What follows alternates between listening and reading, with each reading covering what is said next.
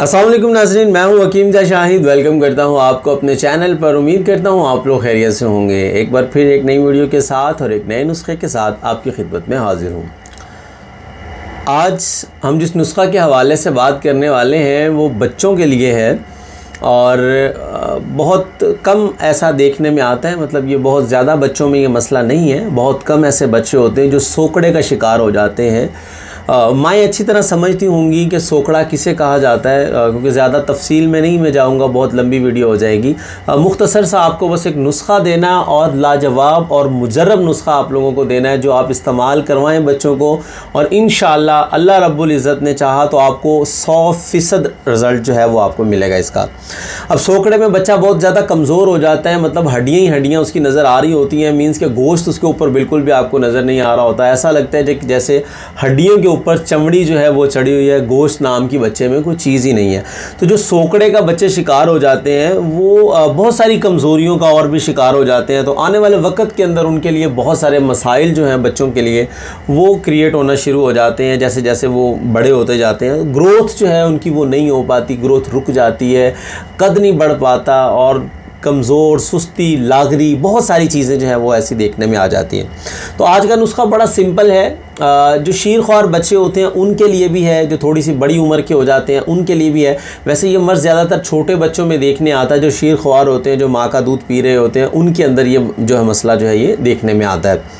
तो खैर आप लोगों को क्या क्या चीज़ें ज़रूरत होगी, क्या करना है, क्या नुस्खा है, अभी आगे चल के आपको बताएंगे। तो आपको नुस्खा की तरफ लिए चलेंगे, लेकिन उससे पहले अगर अभी तक आप लोगों ने हमारे चैनल को सब्सक्राइब नहीं किया तो सब्सक्राइब ज़रूर कीजिए, साथ लगे बेल आइकन को ज़रूर प्रेस कीजिए ताकि हमारी लेटेस्ट वीडियोज़ आपको मिल सकें। तो चलिए चलते हैं आज के अपने नुस्खा की तरफ।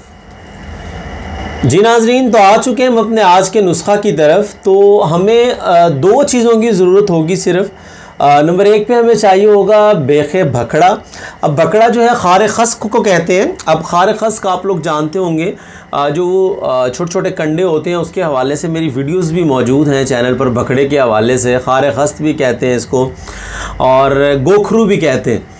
तो आप लोगों को इसकी बेख चाहिए होगी। बेख कहते हैं जड़ को। इस पौधे की जो जड़ होती है ये आपको पंसारी से मिल जाएगी, या जिन लोगों के यहाँ ये पौधा पाया जाता है, हमारे पंजाब में तो बहुत ज़्यादा होता है ये। तो अगर आप लोगों को इसकी जड़ कहीं से मिल जाए अगर ताज़ी तो भी बेहतर है, वरना पंसारी से तो आपको मिल ही जाएगी। तो नंबर एक पे हमें भखड़ा की जो है वो जड़ चाहिए होगी, और नंबर दो पे आपको जो है वो असगंध नागौरी चाहिए होगी। असगंध के हवाले से भी मेरी बहुत सारी वीडियोस मौजूद हैं, आप देख सकते हैं कि ये कैसी होती है, ये क्या चीज़ है।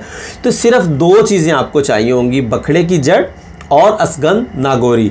अब आपने करना ये है, इन दोनों चीज़ों को अच्छे तरीके से साफ़ कर लेना है, मट्टी से पाक कर लेना है और खुश्क बिल्कुल होना चाहिए ताकि अच्छे से इसकी पिसाई हो जाए। आपने इसका पाउडर तैयार कर लेना है इन दोनों चीज़ों का। आप ये 100-100 ग्राम ले लें। वज़न मैं इसलिए नहीं बता रहा कि दोनों हम वज़न है, दो चीज़ें हैं। आप 50-50 ग्राम ले लें, दोनों 100-100 ग्राम ले लें, या 30-30 ग्राम, वो आपकी मर्ज़ी है। बहरहाल आपने इनका अच्छे तरीके से पाउडर तैयार करना है, क्योंकि असगंध जो है ये लकड़ी होती है, ये दोनों चीज़ें लकड़ी होती है, तो पिसने में थोड़ी मुश्किल होती है। तो ग्राइंड करवा लें या कुछ भी करवाएं, और इसको अच्छे तरीके से आपने किसी बारीक छन्नी के साथ छानना है ताकि ये ज़्यादा मोटा इसमें, क्योंकि बच्चों को दवा देनी है तो ज़्यादा मोटा बिल्कुल नहीं होना चाहिए, बिल्कुल पाउडर की शक्ल होनी चाहिए, बारीक, जो कि अगर कपड़े से छान लिया जाए तो ज़्यादा बेहतर है, वरना अगर छन्नी से छानना है तो बारीक छन्नी होनी चाहिए। तो आप लोगों ने जो पाउडर है ये आपका तैयार हो गया। तो दवा यही है बच्चों की। आपने इसका जो तरीका इस्तेमाल रखना है वो ये रखना है कि इसकी जो मिकदार खुराक है वो है तकरीबन 500 मिलीग्राम, मतलब 1 ग्राम का भी आधा। बच्चों के लिए जो शीरख्वार बच्चे हैं, आपने आधा ग्राम जो है इसका ले लेना है, किसी चम्मच पे ले लें, और या तो माँ का दूध हो वो मिक्स करना है उसमें, या गाय का दूध। आप गाय के दूध या माँ के दूध में मिक्स करके आपने सुबह और शाम 2 टाइम ये बच्चे को देना है, सुबह और शाम। ये या ज़हन नशीं कर लीजिएगा कि गाय का दूध या माँ का दूध। इन दोनों दूध के अलावा तीसरा दूध हम यूज़ नहीं करेंगे। गाय का दूध यूज़ कर सकते हैं, माँ का दूध यूज़ कर सकते हैं। तो आपने ये जो 500 मिलीग्राम जो होगा आपके पास, 2 रत्ती कह लें या 3 रत्ती के करीब कह लें आप। अगर बच्चे की उम्र थोड़ी ज़्यादा हो तो 3 रत्ती तक ले लें। अगर बच्चा बिल्कुल शीरख्वारा बिल्कुल छोटा है, मतलब अभी 1 माह का है या 20 दिन का है या 2 माह का है, 4 माह का है, तो आप 500 मिलीग्राम तक जो है इसको यूज़ कर सकते हैं। अब आप लोग कहेंगे 500 मिलीग्राम कितना होता है, तो 1 ग्राम मैं आपको इस तरह समझा देता हूँ कि जो चाय वाला चम्मच होता है वो 2.5 ग्राम का होता है।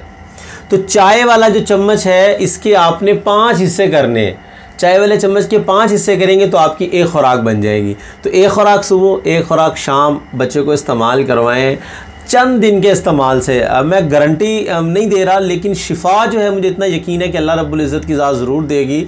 तो चंद दिन के इस्तेमाल से आप बच्चे के अंदर तब्दीली देखेंगे। बच्चा फलना फूलना शुरू हो जाएगा, सेहतमंद होना शुरू हो जाएगा, और आप लोग इंशाल्लाह बहुत खुश होंगे और मुझे अपनी ख़ुसूसी दुआओं में ज़रूर याद रखेंगे। तो उम्मीद करता हूँ आज की वीडियो आपको पसंद आई होगी। अगर वीडियो पसंद आए तो लाइक ज़रूर कीजिएगा, शेयर कर दीजिएगा, ताकि आपके साथ साथ बहुत सारे लोगों का फ़ायदा हो जाए। तो आज के लिए इतना ही था। मिलते हैं किसी अगली वीडियो में। हकीम जा शाहिद को इजाज़त दीजिए। अल्लाह हाफिज़।